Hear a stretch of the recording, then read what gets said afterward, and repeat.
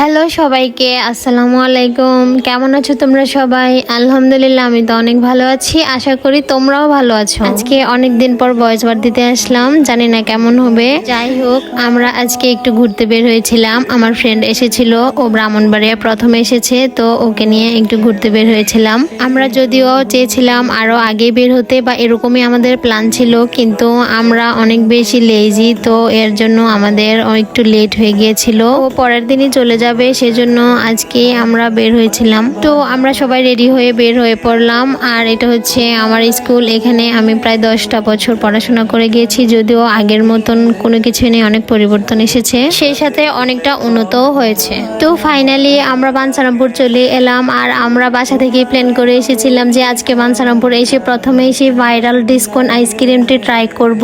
দুর্ভাগ্যবশত আমরা এটি কোথাও পাই নাই। বাঞ্ছারামপুরে আমরা মোটামুটি অনেকগুলো দোকানেই খুঁজেছি, কিন্তু আমরা কোথাও পাই নাই। বাঞ্ছারামপুরে কেউ যদি আমার ভিডিওটি দেখে থাকো, অবশ্যই জানাবে যে সে ভাইরাল ডিসকন আইসক্রিম আমাদের বাঞ্ছারামপুর কোন দোকানে বা কোথায় পাওয়া যায়। অবশ্যই লোকেশনটা দিয়ে যাবে। আমার ফ্রেন্ডের অনেক ইচ্ছে ছিল আমাদের এলাকায় আসলে আমরা একসাথেই সেই ভাইরাল আইসক্রিমটা ট্রাই করব, যদিও দুর্ভাগ্যবশত সেটা করতে পারেনি।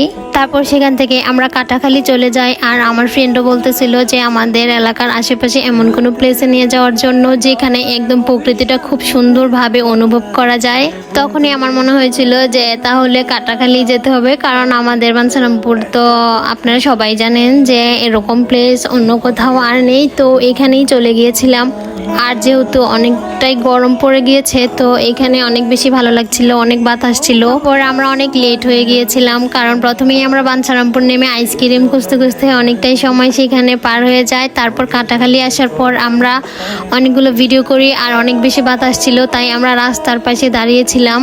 তো অনেক ভালো লাগছিল। যেহেতু কোনো কিছুই খাওয়া হয়নি, তো আমরা একটা কফি শপে ঢুকি। আর এটা হচ্ছে ড্রাগন কফি শপ ছিল। এখানে আমি আগেও ফুচকা খেয়েছিলাম, আর এখানে ফুচকাটা বেশ ভালোই হয়, তাই আমরা ফুচকাই অর্ডার করেছিলাম। আর আমার ফ্রেন্ড অনেক বেশি ঝাল পছন্দ করে, সে নাগা মরিচ দিয়ে নাগা ফুচকা অর্ডার করেছিল। আর এই যে দেখেন, নাগা ফুচকা খেয়ে তার কি অবস্থা হলো। ওখানে একটা পিচ্ছি ছেলে ছিল, ও হচ্ছে দুষ্টামি করে ফুচকার ভিতরে এক আস্ত নাগা মরিচ ঢুকিয়ে দেয়। তো ওটা খেয়ে ওর অবস্থা অনেক খারাপ হয়ে যায়। আর এদিকে আমি কাঁচা মরিচের জাল খেয়ে আমার অবস্থা খারাপ। তারপর আমরা যেহেতু ডিসকন আইসক্রিম পাইনি, তো আমরা এইটাই ট্রাই করেছিলাম। এই আইসক্রিমটা খেয়েছিলাম, মোটামুটি ভালোই ছিল। তো আমরা এটা খেয়ে ঝাল কমিয়েছিলাম। পর ওখান থেকে আমরা বাসায় চলে আসি। আর বাসায় আসতে আসতে আমাদের অনেকটাই সন্ধ্যা হয়ে গিয়েছিল, এমনিতেই একটু রাত হয়ে গিয়েছিল। তারপর আবার আমাদের মুদির দোকানে কিছু জিনিস কেনার ছিল, সেগুলো কিনতে হতো। তো আমরা সেই সবগুলো জিনিস কিনে বাসায় চলে আসি। কিছু মিলে আলহামদুলিল্লাহ আমার ফ্রেন্ডের সাথে খুব সুন্দর একটি বিকেল কাটিয়েছি। তো আজকের ভিডিও এই পর্যন্তই। ভালো থেকো সবাই, আল্লাহ হাফেজ।